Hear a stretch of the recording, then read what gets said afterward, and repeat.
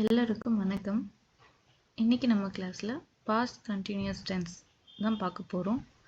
Past continuous tense அப்படின்னா என்னன்னு பார்த்தீங்கன்னா, a past continuous tense used to describe actions that were happening at a specific time in the past.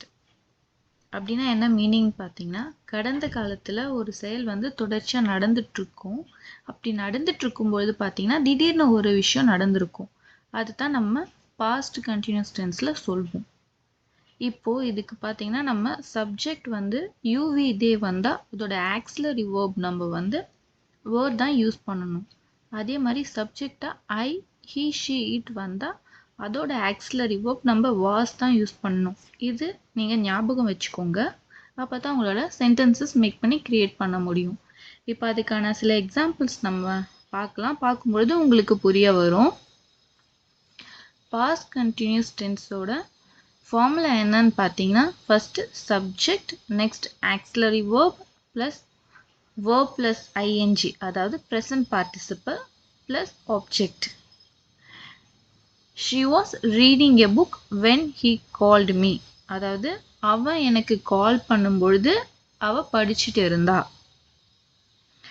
அதாவது பாஸ்ட்ல ஒரு விஷயம் நடந்துட்டு இருக்கும் பொழுது திடீர்னு ஒரு விஷயம் நடந்திருக்கு. அவ படிச்சுட்டு இருக்கும் பொழுது அவன் கால் பண்ணான்.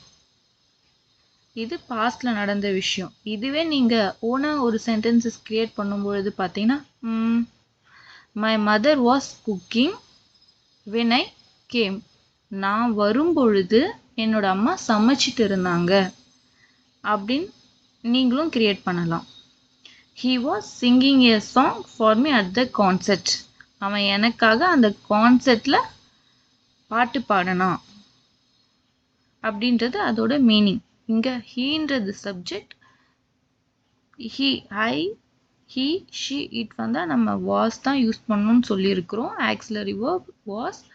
சிங்கிங் அப்படின்றது பார்த்தீங்கன்னா ப்ரெசன்ட் பார்ட்டிசிபிள், அதாவது வேர்பு ப்ளஸ் ஐஎன்ஜி. சிங்குன்றது வேர்பு, ஐஎன்ஜின்றது verb plus ing.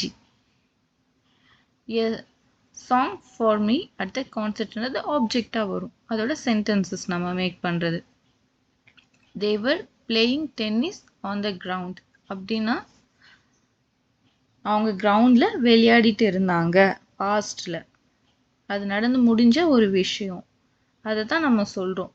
They use பண்ணும்போது நம்ம வேர்டு தான் யூஸ் பண்ணணும். Auxiliary verb. பிளேயிங்ன்றது present participle, tennis on the ground அப்படின்றது object. She was having lunch when her sister came, அவ சாப்பிட்டுட்டு இருந்தா அவங்க சிஸ்டர் வரும் பொழுது. He was working when I called him, அவன் ஒர்க் பண்ணிட்டு இருந்தான் அவன் கால் பண்ணும் பொழுது.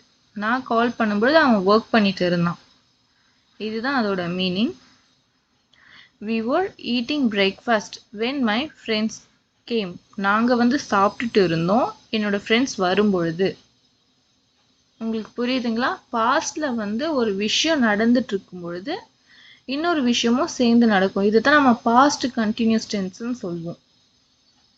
அவங்க ஃப்ரெண்ட்ஸ் வராங்க அப்படின்னா when my friends came we were eating breakfast, என்னோட நண்பர்கள் வரும்பொழுது நாங்க சாப்பிட்டுட்டு இருக்கோம். இல்லை இப்படியும் நான் சொல்ல, நாங்கள் சாப்பிட்டுட்டு இருக்கும் பொழுது, நாங்கள் பாஸ்ட்ல ஒரு விஷயம் செஞ்சுட்டு இருந்தோம், அப்போ திடீர்னு என்னோட ஃப்ரெண்ட்ஸ் வந்தாங்க அப்படின்னு நீங்க சொல்லலாம். நெக்ஸ்ட் இதையே எப்படி நம்ம கொஸ்டினா கேட்போம். Auxiliary verb plus subject plus verb plus ING object. இதுதான் அதோட formula. Was she reading a book when her mother came, அவளோட அம்மா வரும்பொழுது அவ படிச்சுட்டு இருந்தா. இப்படியே சொல்லலாம். Was she cooking breakfast when her brother came, அவ பிரேக்ஃபாஸ்ட் சமைச்சிட்டு இருந்தாளா அவளோட அண்ணா வரும்பொழுது அப்படின்னும் கேட்கலாம். Was he singing a song on the stage when his parents came, அவன் பாட்டு பாடிட்டு இருந்தானா அவங்களோட பேரண்ட்ஸ் வரும்பொழுது. were they playing tennis when I reached? அவங்கெல்லாம் விளையாடிட்டு இருந்தாங்களா டென்னிஸ் நான் ரீச் ஆகும் பொழுது அப்படின்னு சொல்லி ஒருத்தரை பார்த்து நம்ம கடந்த காலத்துல கொஸ்டினா கேட்கறது. இது மாதிரி தான் நீங்களும் ஓனா சென்டென்சஸ் மேக் பண்ணி கிரியேட் பண்ணணும். ஃபார்முலா நல்லா ஞாபகம் வச்சுக்கோங்க. நம்ம ஆக்சிலரி வேர்ப் எந்த இடத்துல யூஸ் பண்ணணும், சப்ஜெக்ட் எந்த இடத்துல யூஸ் பண்ணணும் அப்படின்றது. ஒரு சென்டென்சஸ் நீங்கள் மேக் பண்ணுறீங்க அப்படின்னா அதை உங்களுக்கு ஸ்டேட்மெண்ட்டாக பாசிட்டிவாகவும் சொல்ல தெரிஞ்சிருக்கணும். அதையும் கொஷினாகவும் மேக் பண்ணி பாருங்கள். அதுவும் நெகட்டிவாக டைப்லையும் மேக் பண்ணி பாருங்கள். அப்போ உங்களால் ஈஸியாக லேர்ன் பண்ணிக்க முடியும். இப்போ நெகட்டிவ் டைப்பில் பார்த்தீங்கன்னா நம்ம ஐ வி தே யூ வந்தால் were not அதை weren'tனும் சொல்லலாம். he she it வந்தால் was not அல்லது wasn'tனும் சொல்லிக்கலாம். அதோட ஃபார்முலா என்னன்னு பார்த்தீங்கன்னா எப்போவுமே நம்ம நெகட்டிவ் யூஸ் பண்ண என்ன சொல்லியிருக்கோம், நாட் தான் யூஸ் பண்ணுவோம். கம்பல்சரி நம்ம 12 டென்சஸ்மே பார்த்தீங்கன்னா சப்ஜெக்ட் ஃபர்ஸ்ட் வரும், auxiliary verb plus not plus verb plus ING plus object. நெகட்டிவ்க்கு இப்படி தான் வரும். இப்போ எக்ஸாம்பிள் பார்க்கணும்னா she was not crying when her father came. அவங்க அப்பா வரும்பொழுது அவ அழல அப்படின்னு சொல்றது. For example my mother was not cooking when my father came. எங்க அப்பா வரும்பொழுது எங்க அம்மா சமைக்கல அப்படின்னு சொல்றது அர்த்தம். he was not singing a song. அவன் பாட்டு பாடல. இதுவே சொல்லும்போது he was not dancing on the stage when his parents came. அவங்க பேரண்ட்ஸ் வரும்பொழுது அவன் ஸ்டேஜ்ல டான்ஸ் ஆடல அப்படின்ற மாதிரியும் நீங்க ஓனா சென்டென்சஸ் மேக் பண்ணி கிரியேட் பண்ணலாம். they were not playing tennis when I reached. அவங்க டென்னிஸ் விளையாடல நான் வரும்பொழுது. they were not reading books. அவங்க புக்ஸை படிக்கல. when I reached நான் வரும்பொழுது அவங்க புக்ஸ் படிச்சுட்டு இல்லை. இது மாதிரி தான் நீங்களும் ஓனா சென்டென்சஸ் கிரியேட் பண்ணணும்.